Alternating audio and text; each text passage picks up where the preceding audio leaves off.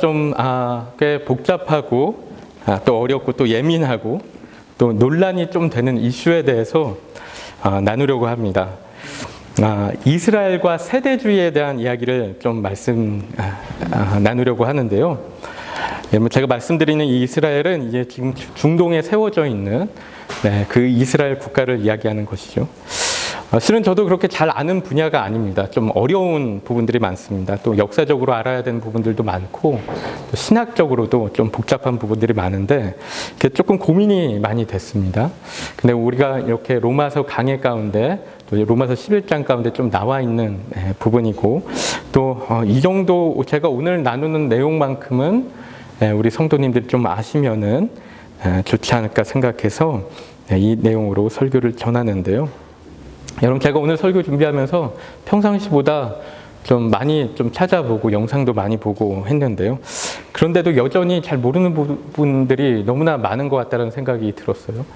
그래서 어제도 이렇게 설교를 다 준비를 마치놓고 나서도 자면서 또 뭐 하나를 듣다가 자고 그랬는데 좀 이 점 이해해 주시고 들어주시면 감사하겠고요. 여러분, 1948년 5월 14일에 팔레스타인 땅에 이스라엘 국가가 세워지게 됩니다. 다시 세워진 것이죠. 이스라엘 나라는 AD 70년에 로마의 공격을 받아서 지도상에서 완전히 사라지게 되었습니다. 그런데 1900년 만에 원래 있었던 똑같은 위치에 이스라엘이 다시 세워진 것이죠. 여러분, 이 일로 인해서 전 세계 많은 기독교인들이 큰 충격을 받았습니다. 왜냐하면 이런 이스라엘 국가의 회복은 이미 성경에서 예언하고 있는 그런 내용이기 때문이에요.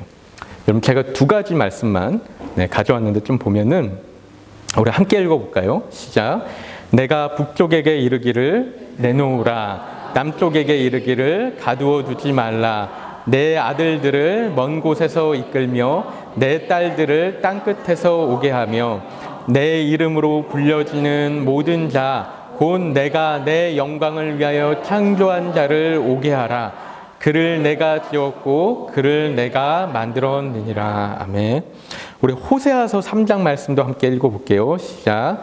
이스라엘 자손들이 많은 날 동안 왕도 없고 군도 없고 제사도 없고 주상도 없고 에봇도 없고 드라빔도 없이 지내다가 그 후에 저희가 돌아와서 그 하나님 여호와 그 왕 다윗을 구하고 말일에는 경외함으로 여호와께로와 그 은총으로 나아가리라.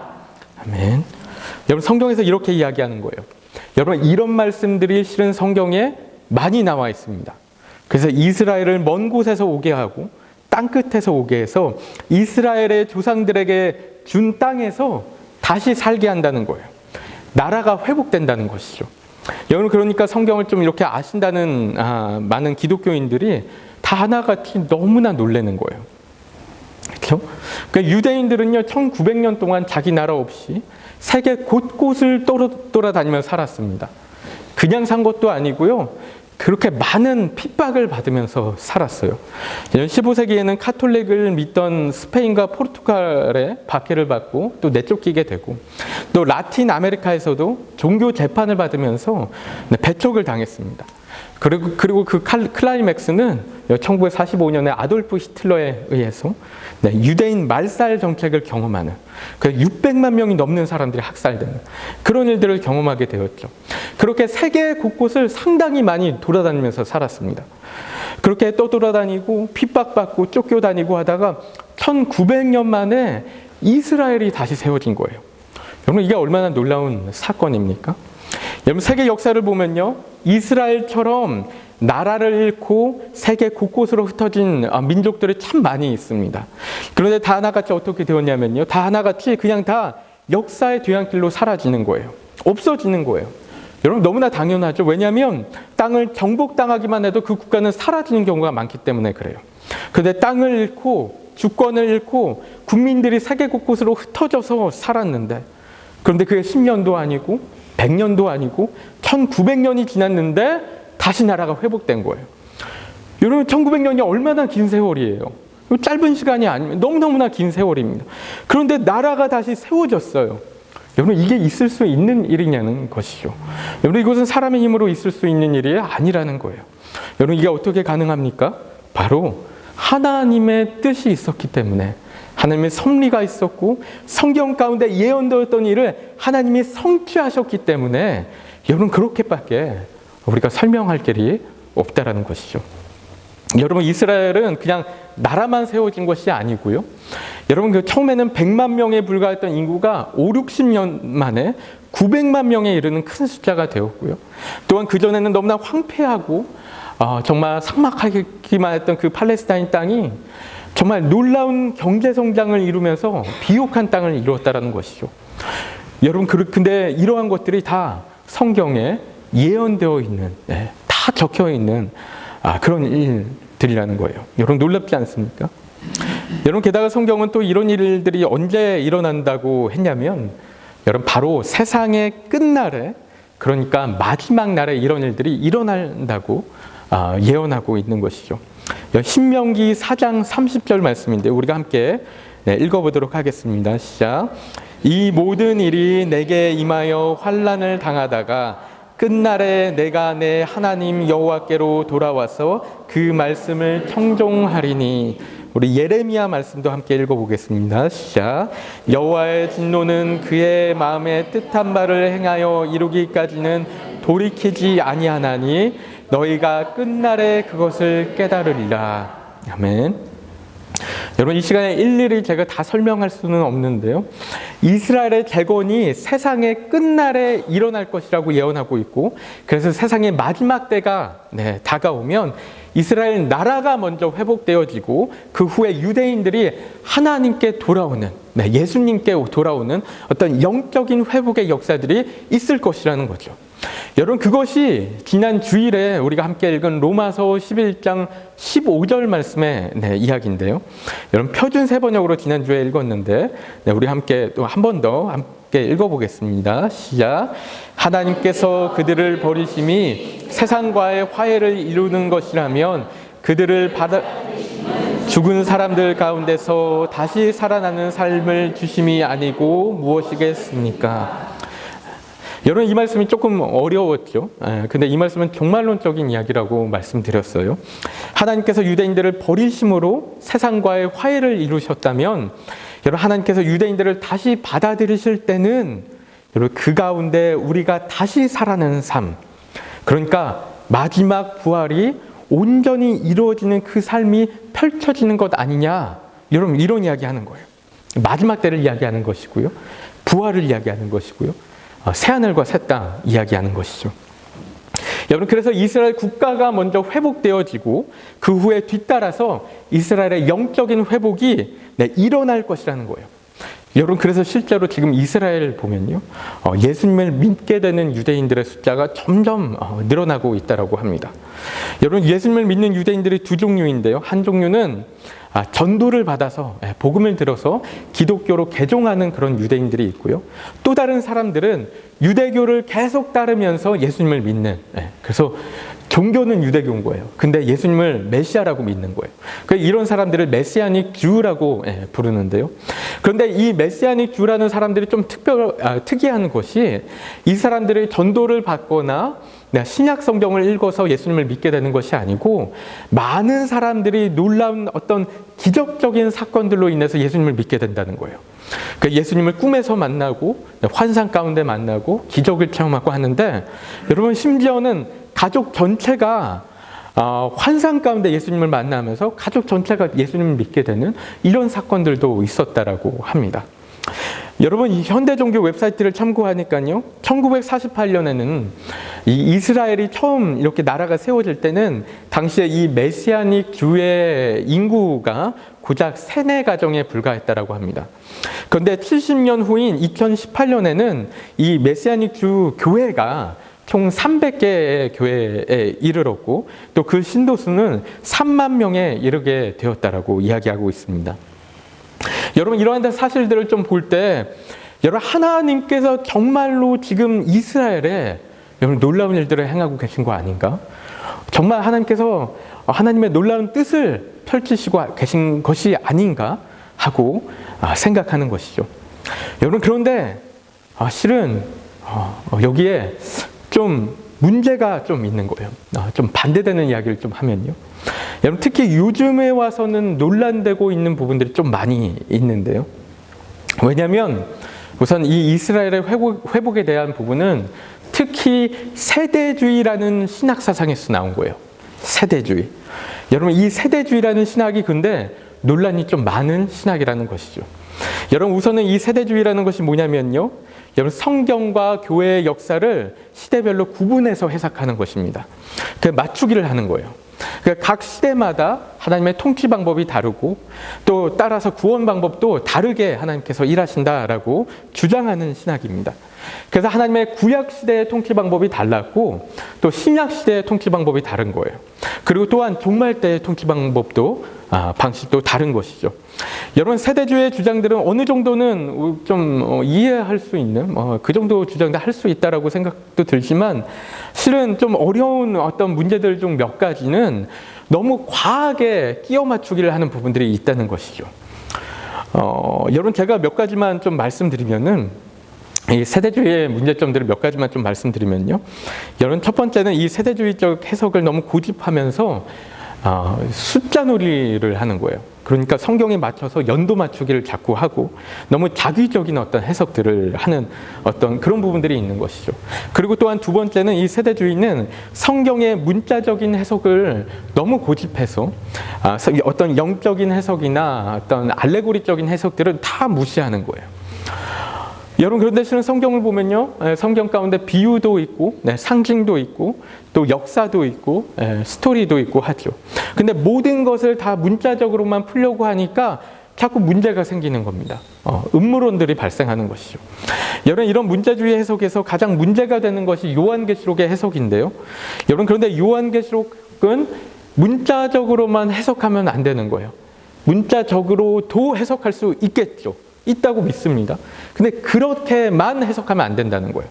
왜냐하면 요한계시록은 사도 요한이 당시 핍박을 받던 기아교회 성도들에게 전했던 편지이기 때문에 여러분, 그 편지를 로마 군인들에게 들키면 안 되니까 그 안에 일부러 그들만이 알아볼 수 있는, 그들만이 이해할 수 있는 많은 상징적인 요소들이 들어있는 거예요. 그 암호화된 말들도 있는 거예요. 근데 그러한 것들을 다 인위적으로 다 문자적으로만 풀려고 하니까 자꾸 좀 문제가 발생하는 것입니다. 여러분, 세 번째로 세대주의의 또 다른 큰 문제는 시한부적인 종말론을 따르는 데 있습니다. 여러분, 시한부 종말론은 아닌데요. 시한부 종말론과 비슷한 종말론을 따르는 거예요. 여러분, 시한부 종말론은 예수님이 언제 오실지 우리가 그 시간과 장소와 그런 상황들을 아는 겁니다. 그래서 그 시간이 될 때를 대비해서 우리가 모든 준비를 하는 거예요. 그러니까 휴거가 될 거니까 우리가 하늘로 올려질 거니까 집 팔고 땅 팔고 생업 다 포기하고 다 교회에만 갖다 바칩니다. 교회에 올인하게 됩니다. 그렇죠? 그래서 피지가 약속의 땅이라고 신도들을 글로 자꾸 이사시켜요. 그랬죠? 은혜로 교회가 그랬어요. 그렇죠? 이런 말도 안 되는 일들을 하고 그래서 가정을 파괴시키고 사회를 어지럽히고 이런 일들을 하는 것입니다. 이게 시한부 종말론이라는 것이죠. 여러분, 우리가 종말론적 신앙을 갖는 것은 너무나 옳습니다. 하지만 시한부 종말론을 따르는 것은 잘못된 것입니다. 여러분, 이건 이단 사이비입니다. 여러분, 우리는 예수님이 당장 오늘이라도 올 수 있다는 믿음으로 살아가야 됩니다. 늘 경각심을 갖고 준비되어 있는 마음으로 그렇게 신앙생활을 하면서 살아가야 되는 거죠.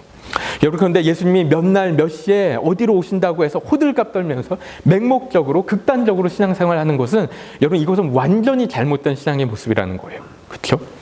여러분, 세대주의가 이런 시한부 종말론을 따르는 것은 아닙니다. 그런데 여러분, 여기 종말론은 어떻냐면요, 조건부적인 종말론을 따르는 거예요. 조건부적인. 여러분, 이 두 개가 상당히 비슷한 어떤 패턴을 갖고 있는 거죠. 여러분, 조건부적인 종말론은요, 이런 조건들이 성취가 되면은 그때 예수님이 오신다라고 믿는 겁니다. 여러분, 세대주의의 주장은 가장 많이 하는 주장이 온 이스라엘 사람들이 예수님을 믿게 되면 그때 예수님이 재림하실 거다, 이런 얘기를 하는 거예요. 여러분, 그래서 이들이 하는 일이 무엇이냐면은 Back to 예루살렘이라는 이스라엘 복음화 운동하는 건데요. 여러분, 이스라엘을 선교하는 것은 귀한 거죠. 좋은 거예요. 그런 거에 되게 문제가 있다 이렇게 생각하지는 않습니다. 하지만 이들이 조건부적인 종말론을 따르다 보니까 때로는 어떻게 하냐면 너무 맹목적으로, 너무 극단적인 방법으로 선교를 하는 거예요. 왜냐하면 예수님이 빨리 오셔야 되니까. 예수님이 빨리 오셔야 되니까, 예수님이 빨리 오시려면은 이 이스라엘 사람들이 다 예수님 믿어야 되니까 너무 전투적으로 선교를 하는 거예요. 전투적으로 선교를 하는 건 좋은 것 같긴 한데 너무 과하게, 너무 심하게 무대포로 하는 거죠. 여러분, 그래서 그들의 방법들이 기독교계에서 자꾸만 문제를 일으키는 것입니다.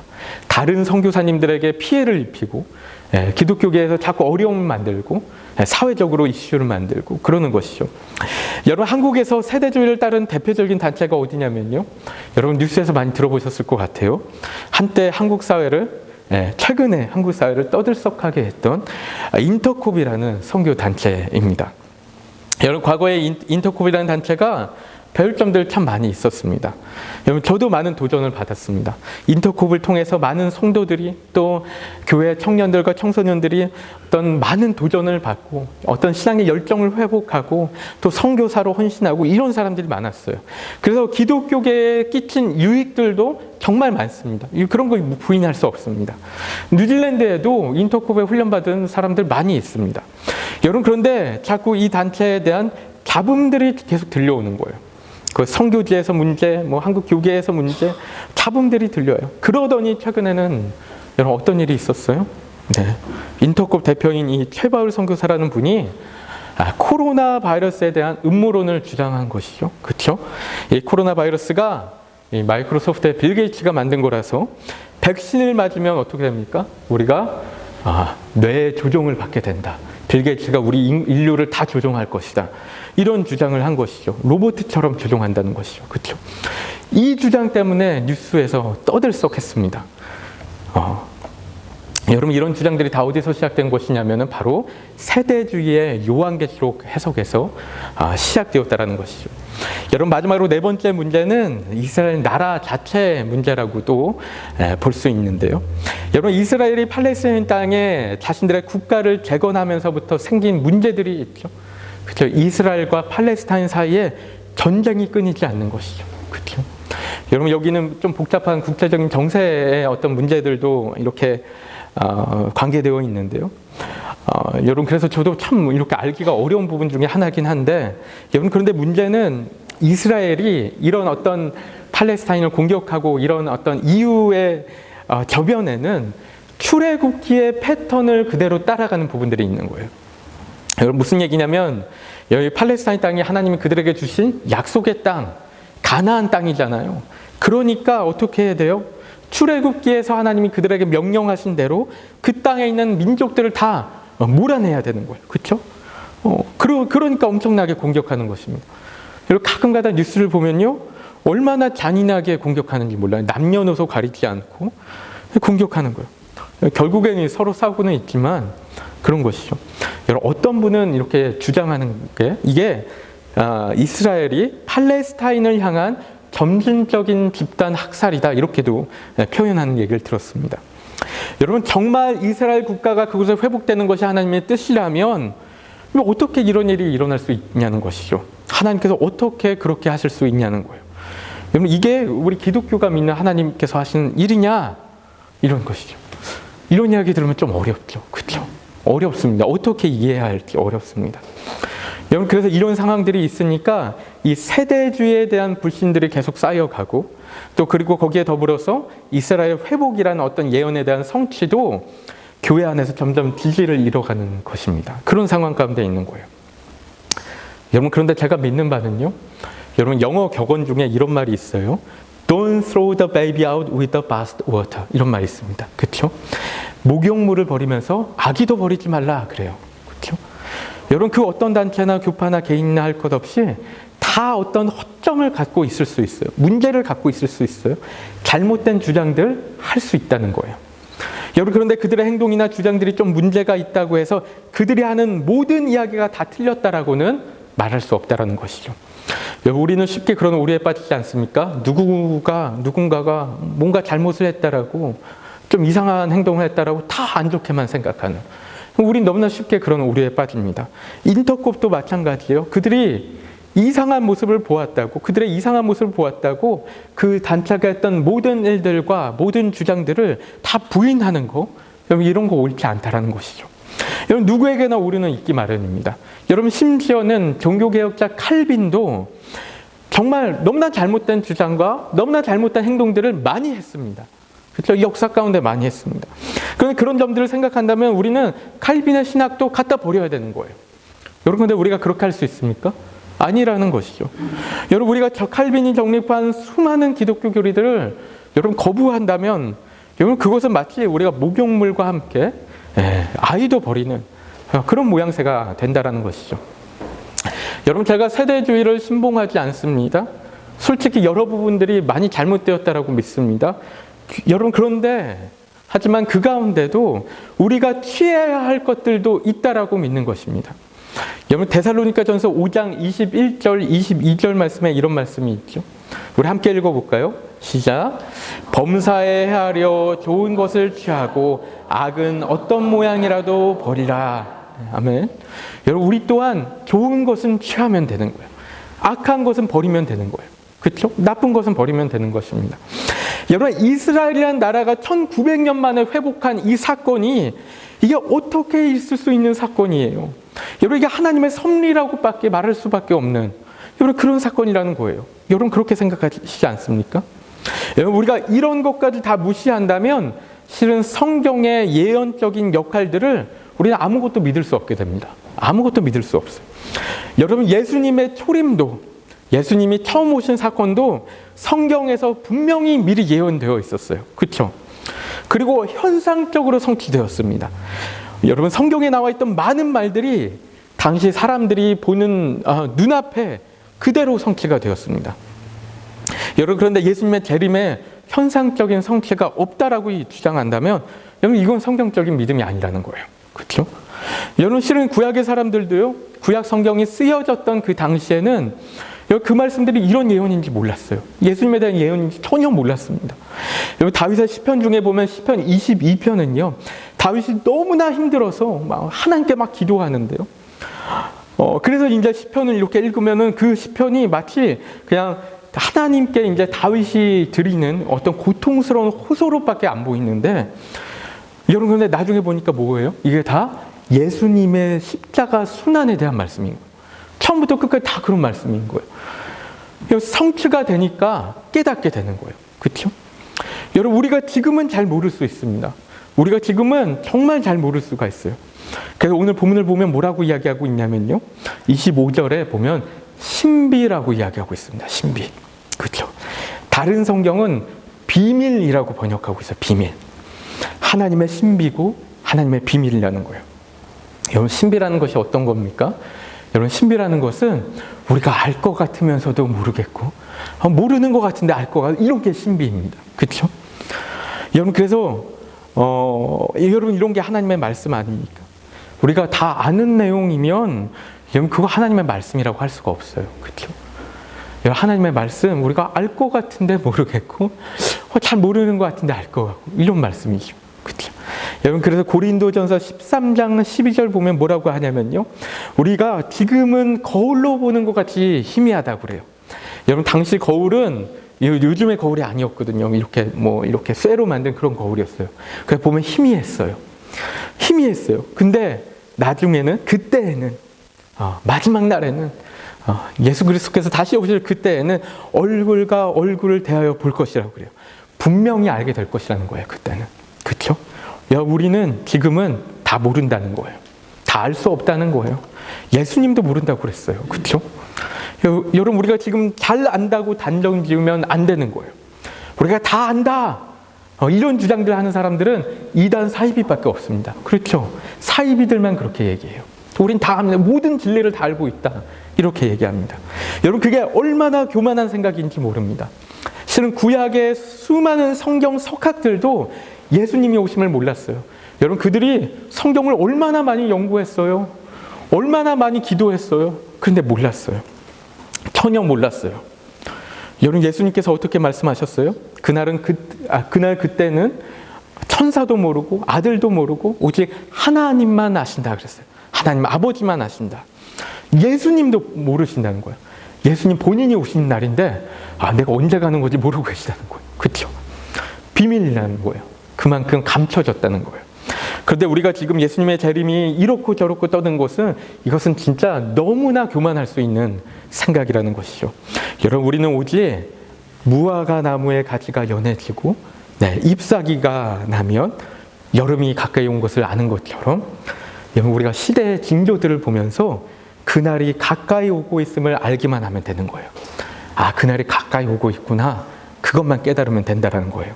그리고 경각심을 갖고 믿음 가운데 깨어 있으면서 마치 신랑을 기다리는 열처녀 비유처럼 불 안 꺼뜨리고 기름 떨어뜨리지 않고 그렇게 열심히 기다리면 되는 거예요. 여러분, 그렇게 우리가 살아가면 된다는 것이죠.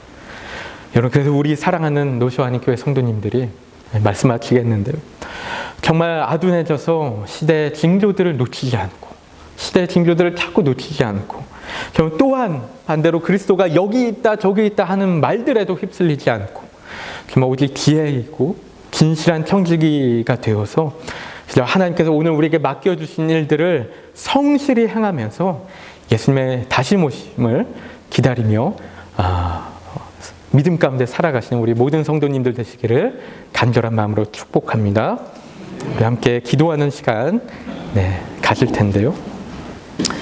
여러분, 이 시간에 우리 함께 합심해서 간절히 좀 기도하실 때 여러분, 우리 정말 하나님의 지혜가 온전히 필요한 그런 시대 가운데 우리가 살아가고 있는 것 같습니다.